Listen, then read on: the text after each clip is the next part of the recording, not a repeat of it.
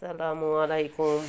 সুন্দরতম চ্যানেলে কোরআনের আয়াত দিয়েই শুরু করছি। যারা কাফের এবং আল্লাহর পথে বাধা সৃষ্টি করে, আল্লাহ তাদের কর্মসমূহ ব্যর্থ করে দেন। আর যারা ঈমান আনে, সৎ কাজ করে এবং মুহাম্মাদের প্রতি যা অবতীর্ণ হয়েছে তা তাদের রব থেকে প্রেরিত সত্য বলে বিশ্বাস করে, তিনি তাদের মন্দ কাজগুলো ক্ষমা করবেন এবং তাদের অবস্থা ভালো করবেন। সূরা মুহাম্মদ 1-2 নম্বর আয়াত। আমরা মহানবী সাল্লাল্লাহু আলাইহি ওয়াসাল্লামের প্রতি বিশ্বাস স্থাপন করলে, তার নির্দেশিত পথ মেনে চললে আল্লাহ যে আমাদেরকে ক্ষমা করে দিবেন সেটা আল্লাহ কোরআনে নিজেই বলে দিয়েছেন। কাজেই আমাদের একটা ভাগ্য আছে বলে আমরা আজ রাসূল সাল্লাল্লাহু আলাইহি ওয়াসাল্লামের উম্মত।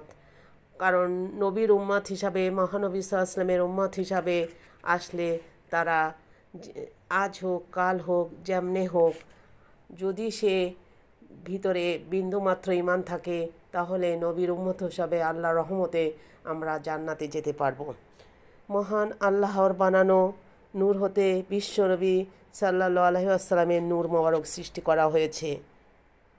অনেক লেখক অজ্ঞতাবশত শিক্ষার স্বল্পতার কারণে, বুদ্ধির কমতি ও ইলমের কমতির দরুন লিখে থাকে যে আল্লাহ তাআলা নূর হতে অর্থাৎ জাতে কাদিমের অংশ থেকে হযরত মুহাম্মদ সাল্লাল্লাহু আলাইহি ওয়াসাল্লামের সৃষ্টি হয়েছে। নাউজুবিল্লাহ। এটা কোনো অবস্থাতেই হতে পারে না। যদি কেউ এমন ধারণা করেই থাকেন তাহলে নতুন করে কলেমা পড়ে ঈমান নবায়ন করে মুসলমান হওয়া জরুরি হয়ে পড়ে। কেননা আল্লাহ পাক যে কোনো জিনিসের সম্পূর্ণ নতুনভাবে দানকারী। বিনা উপকরণে তিনি সকল বস্তুকে সৃষ্টি করার ক্ষমতা রাখেন।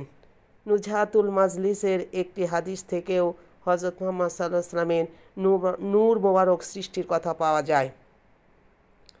যেমন হযরত ইবনে আব্বাস রাদিয়াল্লাহু তাআলা হতে বর্ণনা, আল্লাহ পাক যখন সমস্ত মাখলুকাত সৃষ্টি এবং পৃথিবীকে নিচু ও আকাশকে উঁচু করার ইচ্ছা করলেন, তখন তিনি তার সৃষ্টি করা নূর হতে কিছু নূর নিয়ে বললেন, হে নূর, তুমি আমার হাবিব মুহাম্মদ সাল্লাল্লাহু আলাইহি ওয়াসাল্লাম হয়ে যাও। মুহাম্মদ সাল্লাল্লাহু আলাইহি ওয়াসাল্লাম যখন হযরত আদম আলাইহিস সালামের সৃষ্টির 500 বছর পূর্বে আরশ মুআল্লাহ প্রদক্ষিণ করেছিল এবং বলেছিল আলহামদুলিল্লাহ, সেই সময় এটাই ছিল তার জিকির। তখন আল্লাহ তাআলা বললেন, হে আমার দোস্ত, এজন্যই আমি আপনার নাম মুহাম্মদ রেখেছি। উপরে হযরত ইবনে আব্বাস রাদিয়াল্লাহু তাআলা আনহুর হাদিসে বলা হয়েছে, তিনি তার সৃষ্টি করা নূর হতে কিছু নূর লইলেন। এই ব্যাখ্যা হযরত আলী রাদিয়াল্লাহু তাআলার এই হাদিস দ্বারা স্পষ্ট হয়ে যায়। যেমন হযরত আলী রাদিয়াল্লাহু তাআলা আনহু বর্ণনা করেছেন, একদিন আমি বিশ্বনবী সাল্লাল্লাহু আলাইহি ওয়াসাল্লামকে জিজ্ঞেস করলাম, ইয়া রাসূলুল্লাহ, আপনি কোন বস্তু হতে সৃষ্টি হয়েছেন? তখন নবীজি উত্তর দিলেন, যখন আমার প্রভু আমার কাছে ওহী পাঠালেন তখন আমি তাকে জিজ্ঞেস করলাম, হে আমার প্রতিপালক, আপনি কোন বস্তু দ্বারা আমাকে সৃষ্টি করেছেন? তদুত্তরে আল্লাহ পাক বললেন, আমার ইজ্জত ও জালালিয়াতের কসম, যদি আপনি সৃষ্টি না হতেন তাহলে আমি আসমান ও জমিন কিছুই সৃষ্টি করতাম না। পুনরায় আমি বললাম, হে আমার পালনকর্তা, কোন বস্তু হতে আমাকে সৃষ্টি করেছেন? আল্লাহ পাক বললেন, হে মুহাম্মদ সাল্লাল্লাহু আলাইহি ওয়াসাল্লাম, আমি আমার সাদা নূরের স্বচ্ছতা ও নির্মলতার প্রতি লক্ষ্য করলাম, যেই নূরকে আমি প্রথম হতেই আমার কুদরতের দ্বারা নতুনভাবে আদেশ দিয়ে সৃষ্টি করে রেখেছি। আমি তার সম্মান প্রকাশার্থে তাকে আমার আজমতের দিকে সম্বোধন করলাম। অতঃপর উক্ত নূর হতে অংশ বের করে তাকে আবার 3 ভাগে বিভক্ত করলাম। প্রথম ভাগ হতে আপনাকে ও আপনার আহলে বায়তকে বংশকে তৈরি করেছি এবং দ্বিতীয় ভাগ হতে আপনার স্ত্রী সকল ও সাহাবীগণকে, আর তৃতীয় ভাগ হতে যারা আপনার প্রতি মহব্বত ও ভালোবাসা রাখে তাদেরকে সৃষ্টি করেছি। কিয়ামতের দিন উক্ত নূর আবার আমার নূরের দিকে ফিরিয়ে আনা হবে।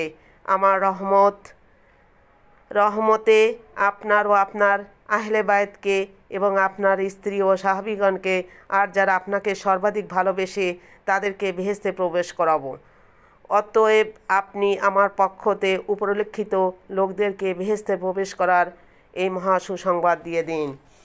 আসলে আল্লাহ তাআলা নবীজিকে স্পেশালভাবে যে এই পৃথিবীতে পাঠিয়েছিলেন, কোরআন ও হাদিসের আলোকে আমরা বিভিন্নভাবে জানতে পেরেছি, এবং তাকে মানলেও জীবনের শেষ দিন পর্যন্ত আমরা সফলকাম হতে পারবো।